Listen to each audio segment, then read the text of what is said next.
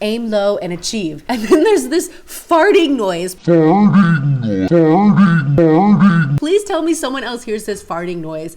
So he literally asked Nicky Ryan if the reason for the split is bullshit. And Nicky Ryan's answer is, do you guys think that Gabby Garcia thinks all of this is so funny? Or do you think there are moments where she's just like, what the fuck, Craig? Like, I hate you. What's up, Jiu Jitsu fans? There was some news over there in Austin, Texas, when B Team went on the Lex Fridman podcast, and they spilled a little bit of tea about some of the Danaher Death Squad split, steroids, different things, but not nearly as much tea as you probably want. So I'm here to give you the 4 key takeaways from that 3-hour-long podcast in case you don't have time to watch all of that. Although I will say you should probably watch it. It was very funny. They were going off the entire time. Before I get into the key takeaways, I have a question for the listeners that you can put in the comments what you think about these 2 questions. Would you rate the severity of the drama between B Team and New Wave Jiu Jitsu on a scale of 1 to 10? So how serious is the drama? 10 being the highest, and it's actually super dramatic and hostile between these fighters. And the second question is, what does Nicky Rod say after you're a natural athlete is what he is. Oh, I'm definitely a natural athlete, yeah. Heavy implication. Heavy implication. You're implying you're a natural athlete is what he is. Oh, I'm definitely a natural athlete, yeah. Heavy implication. Heavy implication? Heavy implication. Heavy implication.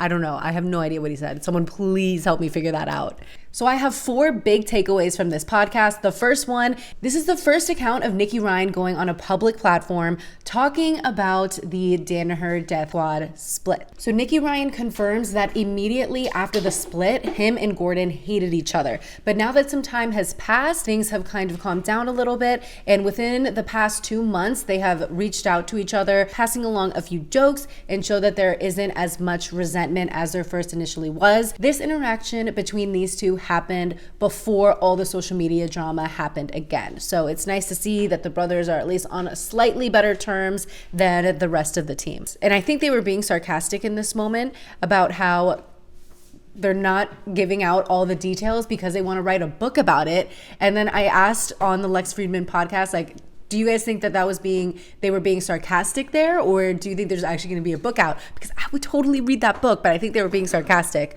So do you think they're holding out that information because that information between the drama between Gordon and Nicky could potentially sell books or movies or plays one day? Let me know.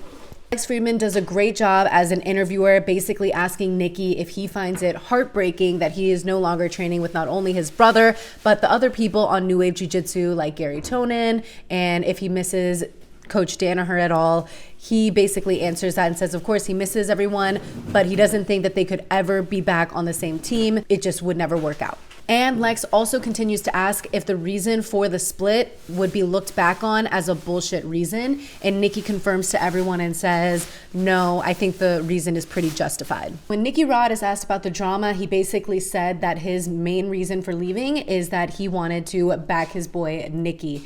And I guess the split is very definitively, like we already knew, because of drama between Gordon and Nicky Ryan. It is nice to see that Nicky Ryan shows appreciation for Gordon and all that Gordon did to get him to drop out of high school so that he could commit to jiu-jitsu completely, because his parents were very skeptical of him going all out for jiu-jitsu because there was no money in the industry yet, and it actually meant that if you were going to do jiu-jitsu for a living, you would have to eventually cross over to MMA. Nicky Ryan shows a lot of gratitude towards his brother in that sense, and then he also dives into some of the drama that happened. Lex Fridman asks if they are 70 one day outside on a terrace drinking a whiskey and thinking about their life, would they be able to look back at the drama and think that was really called for, that split, all that time hating each other as brothers was completely called for, or was it a bullshit reason? So he literally asked Nicky Ryan if the reason for the split is bullshit.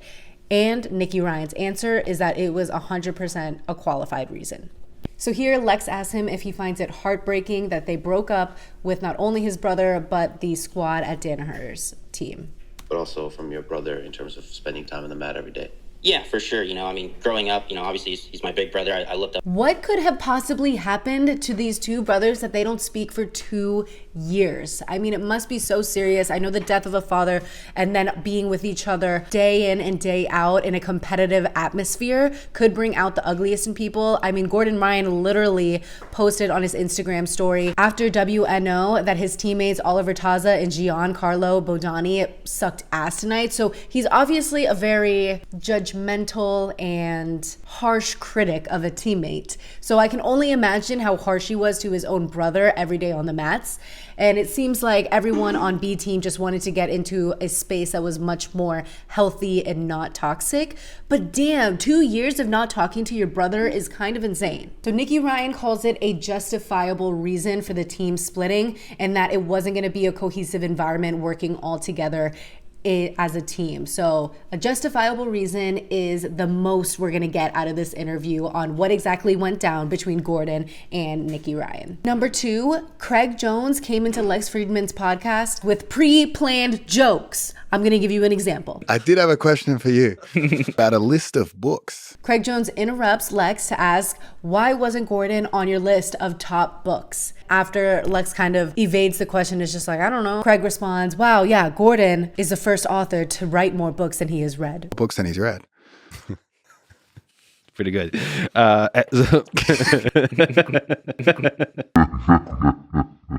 And he's like the only one laughing in the group. And I just want to zoom in on his face to show you how funny he thinks he is for having a pre-planned joke that was so blatantly obvious. But honestly, I don't blame him. When you're going on a 3-hour-long podcast, you should have jokes ready. Like, I think he is hilarious, and that I'm happy that he does these pre-planned jokes, because I was literally just laughing there, not because his joke was funny, but because he thought he was so funny. And that just goes to show that if you have confidence in what you do, people will start to believe that you're good at it too. I think that goes a long way in jiu-jitsu, in comedy, in what I'm doing right now and pretending to be a reporter.